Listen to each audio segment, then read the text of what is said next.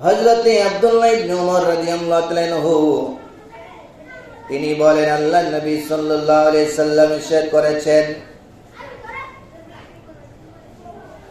যে ব্যক্তি সে মানুষের কাছে ভিক্ষা না চাইলেও, মানুষের কাছে ভিক্ষা না চাইলেও চলে, তারপরে অভ্যাস হয়ে গেছে মানুষের কাছে ভিক্ষা চায়, হাসরের ময়দানে ওই শ্রেণীর মানুষের চেহারার গোস্তগুলো খসে খসে পড়ে যাবে। আমি আমার জীবনে আমি দেখেছি, সন্তান বিদেশে আছে, বাড়িতে অট্টালিকা দালান কোঠা আছে, এমন মানুষও ভিক্ষা করে। ভিক্ষা করে কারণ কি? স্বভাব, ব্যবসা হয়ে গেছে।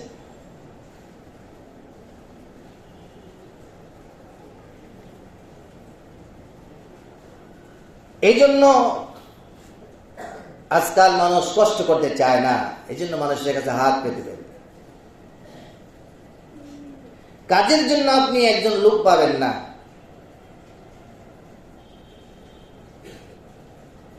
যারা ভিক্ষা করে শক্তি আছে, শরীরে শক্তি আছে, আপনি যদি বলেন ভাই আপনি আমার বাড়িতে একটু কাজ করবেন, দেখবেন আপনি রাজি হবেন না।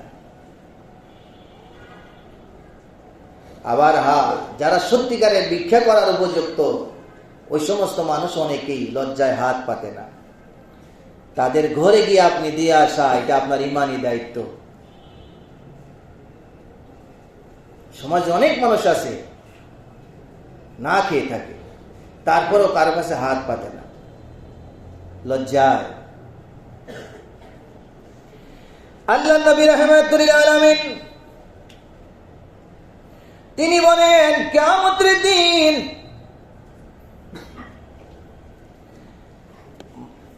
যারা সব সময় চাইতে থাকে, প্রয়োজন ছাড়াই চাইতে থাকে, কিয়ামতের দিন তারা এমন ভাবে হাজির হবে যাদের চারা থেকে গোশত গুলো খসে খসে পড়ে যাবে।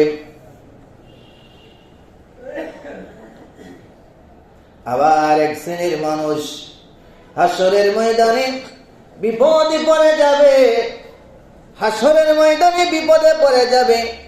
তখন বলবে, এটা বুখারী শরীফের হাদিস, তখন বলবে ফামা ফা বাইনাহুম কাযালিকা ইস্তাগাসু বিআদম সুম্মা বিমূসা সুম্মা বিমুহাম্মাদিন সাল্লাল্লাহু আলাইহি সাল্লাম।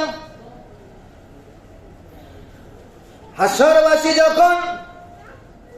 সবাই যখন আমরা গুনাহগার একত্রিত হয়ে যাব, আমরা যখন সম্মিলিত হব, আমরা হাসরের ময়দানে কারো নিজের গামে নিজে সাঁতার কাটবে, হাঁটু পরিমাণ হবে নিজের গামে, কোমর পরিমাণ হবে, বুক পরিমাণ হবে, কাঁধ পরিমাণ হয়ে যাবে, কাঁধ পরিমাণ হবে, সাঁতার কাটবে, নফসি নফসি বলবে। তখন আখিরি নবীর উম্মতগণ সবাই একত্রিত হয়ে বলবে, চলো আমরা এই বিপদের মধ্যে, চলো নবী রাসূলগণের কাছে যাই। আমরা আদম আলাইহিস সালামের কাছে সাহায্য চাওয়ার জন্য আমরা যাই। আদম নবীর কাছে যখন আসবে, আদম নবীর নিকটে যখন সাহায্যের জন্য আসবে, আদম আলাইহিস সালাম তিনি বলে দিবে, আমার দ্বারা সম্ভব নয়, তোমরা চলে যাও মুসা নবীর কাছে। সুবহানাল্লাহ বলুন। সুম্মা বিমূসা, তোমরা মুসা নবীর কাছে চলে যাও। মুসা নবী বলবে, আমার কাছে সম্ভব নয়, তোমরা দেরি করো না, দেরি না করে সুম্মা বিমুহাম্মাদিন সাল্লাল্লাহু আলাইহি সাল্লাম, জোরে বলুন সুবহানাল্লাহ। তোমরা দেরি না করে মুহাম্মাদুর রাসূলুল্লাহ সাল্লাল্লাহু আলাইহি সাল্লামের কাছে চলে যাও।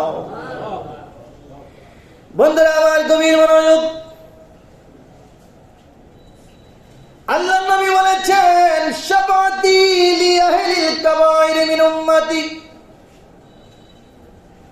কুরআনুল কারীমে আল্লাহ পাক বলেছেন, আইয়াবআসাকা রাব্বুকা মাকামান মাহমুদা। আল্লাহ পাক বলেছেন, ও চিরি আমার নবীকে এমন একটা জায়গায় আসীন করব, এমন একটা স্থানে আমার নবীকে এমন একটা কুরসিতে, এমন একটা জায়গায় আমার নবী বসবেন, যেই জায়গার নাম হলো মাকামে মাহমুদ। জোরে বলুন সুবহানাল্লাহ। আল্লাহ নবী বলেছেন, মাকামে মাহমুদ এই মাকামে মাহমুদের স্থান হলো আমি নবী যেখানে সুপারিশ করব উম্মতকে। মাকামে মাহমুদ মানে প্রশংসিত স্থান। আল্লাহ কোরআনুল কারীমে বলেছেন, আমার নবী তাহাজ্জুদ নামাজ পড়ার বিনিময়ে আল্লাহ পাক রব্বুল আলামিন আমার নবীকে হাশরের ময়দানে মাকামে মাহমুদ দান করেছেন। এই মাকামে মাহমুদ আমার নবীজি সিজদায় পড়ে উম্মতের জন্য কাঁদবেন, রব্বি হাবলি উম্মতি বলে বলে তিনি কাঁদবেন। মুসা নবী বলবেন, ও আখির নবীর উম্মতেরা, দেরি না করে তোমরা জলদি করে তোমরা চলে যাও। আখির নবীর উম্মতেরা তোমরা দেরি না করে আমার কামলিওয়ালা মুহাম্মদুর রাসূলুল্লাহ সাল্লাল্লাহু আলাইহি ওয়াসাল্লামের কাছে তোমরা চলে যাও। তখন নবীজির কাছে আসবে, নবীজির কাছে আসলে নবীজি